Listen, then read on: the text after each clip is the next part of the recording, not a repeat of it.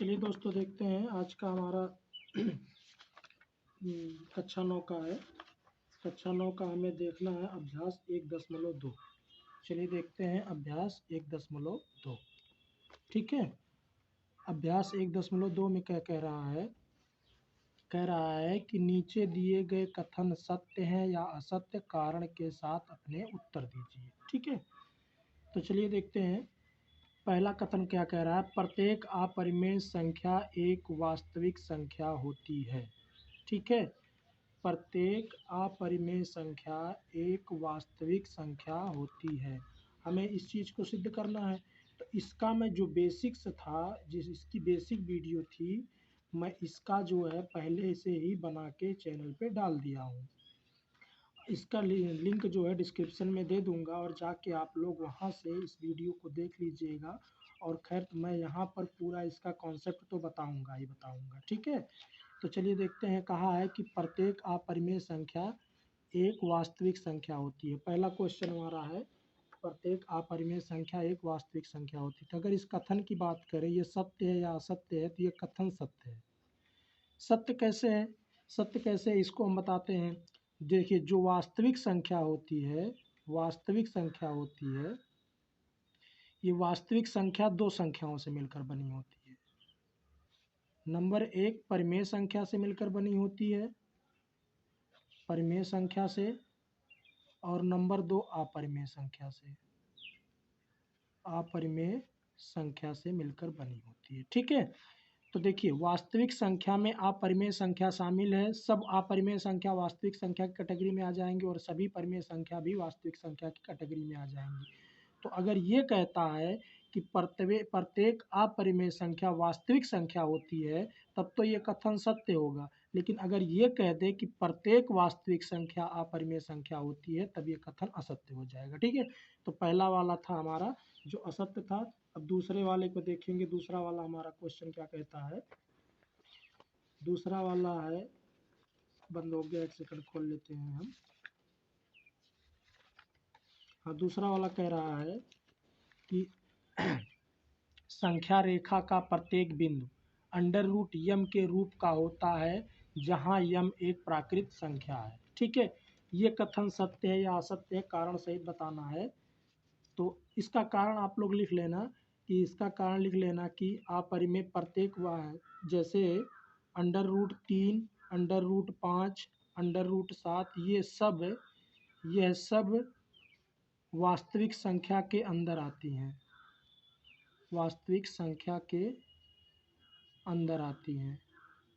ठीक, अतः सभी अपरिमेय संख्या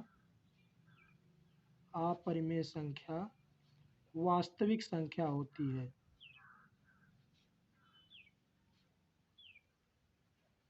ठीक, इसका कारण हो गया। बात करें हम दूसरे की। दूसरा वाला कहा है कि संख्या रेखा का प्रत्येक बिंदु, कक्षा 8 में हम लोग पढ़ चुके हैं संख्या रेखा। संख्या रेखा पर ऐसे दर्शाया जाता है, बीच में जीरो होता है, 1 2 3 4 ऐसे, इधर लेफ्ट में प्लस और राइट में माइनस लिया जाता है। तो इस पे कह रहा है प्रत्येक संख्या रेखा का प्रत्येक बिंदु अंडर रूट यम के रूप का होता है। ठीक है, जहाँ यम एक प्राकृत संख्या है। ठीक, यम एक प्राकृत संख्या। तो ये कथन की बात करें, अगर हम इस कथन की बात करें तो कथन तो असत्य है। दूसरे वाले का कथन जो है असत्य है। अब कहोगे असत्य कैसे है? ठीक है, तो असत्य हमारा इस तरीके से है कि जो है संख्या रेखा, हमने कक्षा 8 9 में पढ़ रखा है, 7 8 में, संख्या रेखा पर माइनस भी रखा जाता है और प्लस भी रखा जाता है। ऐसे इधर माइनस होता है, इधर प्लस होता है। तो संख्या रेखा पर जो माइनस रखा जाता है, -4 हो गया, या -3 हो गया, या -2 हो गया, इन सब का वर्गमूल नहीं लिया जा सकता है, वर्गमूल नहीं लिया जा सकता है। ठीक है, इसलिए क्या होगा, संख्या रेखा का प्रत्येक बिंदु अंडर रूट यम के रूप का नहीं होगा। रीजन में लिख देना, क्योंकि प्राकृत ऋणात्मक पूर्णांकों का वर्गमूल नहीं लिया जा सकता है, इसलिए संख्या रेखा का प्रत्येक बिंदु अंडर रूट यम के रूप का नहीं होगा। ये हमारा रीजन हो जाएगा और ये हमारा कथन असत्य हो जाएगा। ठीक है, बात करते हैं हम तीसरे क्वेश्चन की। चलिए तीसरा वाला देखते हैं। तीसरा वाला क्या कहता है, प्रत्येक वास्तविक संख्या एक अपरिमेय संख्या होती है। ठीक है, प्रत्येक वास्तविक संख्या एक अपरिमेय संख्या होती है। अब यहीं पर देखिए तर्क वाली बात आ गई। हमने अभी अभी आपको पढ़ाया है, इसका पहला वाला जो था कि प्रत्येक अपरिमेय संख्या वास्तविक संख्या होती है, तुमने कहा था वो कथन सत्य था। ठीक, इसके पहले वाला कथन सत्य था, लेकिन ये कथन जो है तीसरा वाला जो कथन कह रहा है ये हमारा असत्य होगा। क्यों? क्योंकि हमने अभी बताया है जो वास्तविक संख्या होती है, वास्तविक संख्या जो होती है इसमें हमारे परिमेय और अपरिमेय शामिल होते हैं। एक तो परिमेय शामिल होता है और दूसरा अपरिमेय शामिल होता है। ठीक, तो प्रत्येक वास्तविक संख्या या तो परिमेय हो सकती है या तो अपरिमेय हो सकती है, लेकिन सब अपरिमेय हो ऐसा नहीं हो सकता है। सभी अपरिमेय नहीं हो सकती, उसमें कुछ परिमेय होंगी कुछ अपरिमेय होंगी। हाँ, अभी हमने बताया है कि अगर प्रत्येक अपरिमेय संख्या वास्तविक संख्या कहा जाए तो सत्य होगा, लेकिन सभी वास्तविक संख्या अपरिमेय संख्या होंगी ये असत्य होगा। ठीक है, क्योंकि क्योंकि यहाँ पर हम रीजन में लिख देंगे, कारण में, कारण पूछा है तो कारण में लिख देंगे कि 4 जो है 4 एक वास्तविक संख्या है, वास्तविक संख्या है और यह परिमेय संख्या भी है, ना कि परिमेय संख्या है, ना कि अपरिमेय संख्या है, ना कि अपरिमेय संख्या है। ठीक है, इसलिए हमारा ये कथन असत्य हो जाएगा। ठीक, नेक्स्ट क्वेश्चन देखते हैं हमारा क्या कहता है। नेक्स्ट क्वेश्चन है, क्या सभी धनात्मक पूर्णांकों के वर्गमूल अपरिमेय होते हैं? यदि नहीं तो एक ऐसी संख्या के वर्गमूल का उदाहरण दीजिए जो एक परिमेय संख्या है। क्वेश्चन ध्यान से पढ़िएगा, क्या सभी धनात्मक पूर्णांकों के वर्गमूल अपरिमेय होते हैं? यदि नहीं तो एक ऐसी संख्या के वर्गमूल का उदाहरण दीजिए जो एक परिमेय संख्या हो। ठीक है, तो देखिए धनात्मक पूर्णांक क्या क्या होते हैं। धनात्मक पूर्णांक हमारे होते हैं 1, 2, 3, 4, 5, 6, 7, 8, ये सब क्या है हमारे धनात्मक पूर्णांक हैं। ठीक है, तो सभी धनात्मक पूर्णांक, जैसे देखिए अगर हम 2 की बात करें, 2 का वर्गमूल अपरिमेय होगा। ठीक, 2 का वर्गमूल अपरिमेय होगा। 3 का वर्गमूल की बात करें तो ये अपरिमेय होगा, 3 का वर्गमूल अपरिमेय होगा, लेकिन 4 का वर्गमूल 2 होगा जो कि परिमेय संख्या है, जो कि परिमेय संख्या है। ठीक है, अतः कारण में हम लिख देंगे कि सभी धनात्मक पूर्णांकों के वर्गमूल अपरिमेय नहीं होते हैं, क्योंकि 4 एक धनात्मक पूर्णांक है, धनात्मक पूर्णांक है जिसका वर्गमूल √4 बराबर 2 होगा जो परिमेय संख्या है, जो परिमेय संख्या। ऐसे आप कुछ भी ले सकते हैं, 9 ले सकते हैं, 16 ले सकते हैं, 25 ले सकते हैं, ये सबको हम ले सकते हैं। ठीक है, प्राकृत संख्या है तो हमें 9 तक ही लेना है, 16 25 नहीं लेना है। तो 3 4 और 9 जो है इसको, इस तथ्य को हमें झुठला रहे हैं, इस तथ्य को सही नहीं होने दे रहे हैं, इसलिए ये क्या होगा, इसका जो आंसर होगा नहीं होगा, और कारण में हमारा पूरा ये वाला कारण हो जाएगा। ठीक है, चलिए नेक्स्ट देखते हैं, नेक्स्ट क्या कहता है हमारा।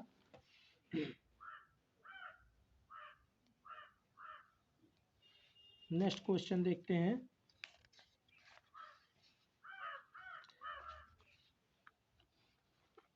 क्वेश्चन है नेक्स्ट, दिखाइए कि संख्या रेखा पर √5 को किस प्रकार निरूपित किया जा सकता है। ठीक है, अब इसके लिए आपको पटरी और पैल्थन की आवश्यकता होगी और साथ में आपको ये कक्षा के लिए क्रियाकलाप जो है इन दोनों क्वेश्चन का वीडियो मैं डिस्क्रिप्शन में दे दूंगा, क्योंकि इसमें पटरी और प्रकार की आवश्यकता होगी और फिलहाल मैं पटरी और प्रकार लिया नहीं हूँ। बना के इसकी वीडियो डाल दूंगा डिस्क्रिप्शन में, लिंक नहीं दे पाऊंगा लेकिन इसकी वीडियो जस्ट ये हम बना के डाल देंगे कि √5 को किस प्रकार से निरूपित किया जा सकता है। ठीक है, अगर आपको रफली बात करें तो रफली हम आपको बता ही देते हैं रफली √5 को कैसे किया जाएगा। तो देखिए रफली हमें बनाने के लिए पहले हमें देखिए लेना होगा, एक संख्या रेखा खींचनी होगी। ठीक, इस संख्या रेखा को बराबर भागों में बांट देना होगा यूनिट के बराबर। मान लो यहाँ से यहाँ तक का 1 सेंटीमीटर, ये 2 सेंटीमीटर, ये 3 सेंटीमीटर, ये 4 सेंटीमीटर, 5 सेंटीमीटर, कुछ भी ले सकते हो, यूनिट होनी चाहिए बस एक। तो यहाँ 0, यहाँ 1, यहाँ 2, यहाँ 3, यहाँ 4, यहाँ 5। ठीक है, अब हमें क्या करना है, इस संख्या से यहाँ तक की जो दूरी है 1 यूनिट, यही दूरी का एक हमें यहाँ पर लंब डाल देना है। ठीक, एक यहाँ पर हम लंब डाल देंगे। तो लंब डालने के बाद अब इसको हम यहाँ से यहाँ तक मिला देंगे, लंब डालेंगे, लंब डालने के बाद यहाँ से यहाँ तक मिला देंगे और इसका जब हम निकालेंगे तो √2 का मान निकलेगा। देखिए इसी में हम आपको बता दे रहे हैं √2 को कैसे प्रदर्शित किया जाएगा, √3 को कैसे किया जाएगा, √4 का तो मान 2 हो ही जाएगा और √5 को कैसे प्रदर्शित किया जाएगा। इसी में हम आपको तीनों बता दे रहे हैं, रफली बता दे रहे हैं। अगर आप लोगों को समझ में नहीं आएगा या कोई दिक्कत होगी बताइएगा, इसको पटरी और प्रकार से हम बना देंगे। अब जो आपका गोला प्रकार है उसका नोक जो है नुकीला वाला भाग यहाँ पर रखना है और गोला प्रकार की ये दूरी भरनी है आपको। ये दूरी भरने के बाद जहाँ से आए ऐसे करके हमें ऐसे चाप लगा देना है। ठीक, ऐसे चाप लगा देना, ये दूरी जहाँ पर आएगी ये हमारा √2 होगा। ठीक, √2 हो गया। अब हमें फिर ये रेखा बढ़ा लेनी है, √2 को हम प्रदर्शित कर चुके हैं, अब ये रेखा को हमें फिर से बढ़ा लेनी है, यहाँ से बढ़ाएंगे और इसी रेखा पे हम लंब डालेंगे, लंब डालेंगे, लंब डाल दिए ऐसे करके। अब एक ही यूनिट का इसको कट कर लेंगे, एक यूनिट मान लो हमारा यहाँ पे आया। ठीक, एक यूनिट यहाँ पे आएगा, सॉरी ये देखिए इस पे लंब नहीं पड़ेगा, सॉरी गलती होगी, इस पे लंब हमें डालना है, इस पे लंब, ये जो रेखा है यहाँ से यहाँ तक इस पे हमें लंब डालना है। इस पे लंब डालेंगे तो लंब हमारा कुछ इस तरीके से होगा। ठीक, इस तरीके से कुछ हमारा लंब होगा। एक यूनिट का कट कर देंगे, जहाँ पर कटेगा उसको पटरी और प्रकार से यहाँ से हम ऐसे मिला देंगे। ठीक, पटरी और प्रकार से, ये वाला हमारी रेखा गलत है, इसको मत देखिएगा, इधर दूसरा बना देते हैं हम, जल्दी से बना देते हैं। ये हमारा √2 हो गया। अब इसी रेखा को हम आगे बढ़ा के इसी पे एक लंब डालेंगे, तो ये लंब हमारा कुछ इस तरीके से होगा। एक यूनिट का कट कर लेंगे तो हमारा यहाँ से यहाँ तक इसको हम मिला देंगे। ये वाला जो मिलाए थे हमारा यहाँ पे ऐसे, यहाँ पर 2 था तो यहाँ पर √2 लगभग मिलेगा, यहाँ पे √3 मिलेगा, यहाँ पर सॉरी यहाँ पर 3 मिलेगा, यहाँ पर 4 मिलेगा, यहाँ पर 5 मिलेगा। अभी सबको हमें दर्शाना, ये 0 है, ये 1 है। ठीक है, अब जब हम पाइथागोरस प्रमेय से निकालेंगे तो ये डिस्टेंस हमारी √3 होगी। गोले प्रकार की नोक को हम यहाँ पर रखेंगे और ये दूरी भरेंगे और ये दूरी भरने के बाद यहीं से ऐसे करके ऐसे चाप लगा देंगे। यहाँ कुछ आएगा, जहाँ पर आएगा वहीं पर हम लिख देंगे √3। हमने क्या किया, √2 को प्रदर्शित कर दिया, √3 को प्रदर्शित कर दिया। अब जो है फिर इसी रेखा को हम ऐसे बढ़ा लेंगे, फिर यहाँ से लंब डालेंगे, लंब हमारा कुछ इस तरीके से आएगा। एक यूनिट का जितना कट किए थे उतना यहाँ से यहाँ कट कर लेंगे, वही काम करना है। फिर यहाँ से इसको ऐसे मिला देना है, यहाँ से हमने इसको मिला दिया तो जब हम निकालेंगे तो ये पूरा हमारा 2 आ जाएगा। अभी गोला प्रकार से ये दूरी भरेंगे और हम इसी चाप को लगा देंगे, ये इसी चाप को लगाएंगे तो हमारा पूरा जाके यहाँ पे आ जाएगा। ठीक है, ये पूरा हमारा यहाँ पे आ जाएगा, इसका मान जो होगा ये पूरा 2 होगा। फिर हमें क्या करना, इसी रेखा को बढ़ा लेना है, इस रेखा पे ऐसे लंब डालना है, लंब डालने के बाद एक का कट करेंगे। अब ये 2 था, ये 1 था, तो पाइथागोरस प्रमेय से निकालेंगे और इसको यहाँ से मिला देंगे तो ये हो जाएगा √5। यही दूरी को हम भरेंगे। ठीक है, यही दूरी को हम भरेंगे गोला प्रकार में और भरने के बाद ऐसे करके घुमा के चाप लगा देंगे, जहाँ पर आएगा वही हमारा √5 हो जाएगा। ठीक है, इस तरीके से आप किसी भी अपरिमेय संख्या को संख्या रेखा पर प्रदर्शित कर सकते हैं। ओके, अब नेक्स्ट वाला है, इसमें कक्षा की क्रियाकलाप जो दिया है इसको आपको इसका हम भी इसको भी बता देंगे। सेम काम वही करना है आपको। ठीक है, देखिए सभी काम वही करना, बस आप जो ये चाप लगाएं ये घुमा घुमा के, यही हमें नहीं करना है, हमें एक पॉइंट लेना है, कोई ये बड़ी बड़ी संख्या नहीं लेनी है। ठीक है, इस काम को तब तक करते जाना है, तब तक करते जाना है जब तक हमारा एक सर्किल कंप्लीट ना हो जाए। ऐसे करते जाएंगे लंब, ये जो कर्ण होगा, ध्यान रखने वाली बात ये है कि जो कर्ण बनेगा उसी पे हमें लंब डालना होगा, और लंब चाँदे की सहायता से डालेंगे और इस रेखा से मिला के डालेंगे। यहाँ पर 90 डिग्री का कोण बनना चाहिए, तब हमें यहाँ से मिलाएंगे। ऐसे करते चले जाएंगे तो हमें एक लास्ट में जाके एक सर्किल मिल जाएगी, वृत्त मिल जाएगा, तो वो पूरा हमारा कंप्लीट हो जाएगा। तो एक कक्षा के लिए क्रियाकलाप है। तो ये रहा आपका पहला, मतलब 1.2 का प्रश्नावली। प्रश्नावली 1.2 कंप्लीट हो गई है। इसकी नेक्स्ट वीडियो हम लेकर आएंगे प्रश्नावली 1.3 की, प्रश्नावली 1.3 की।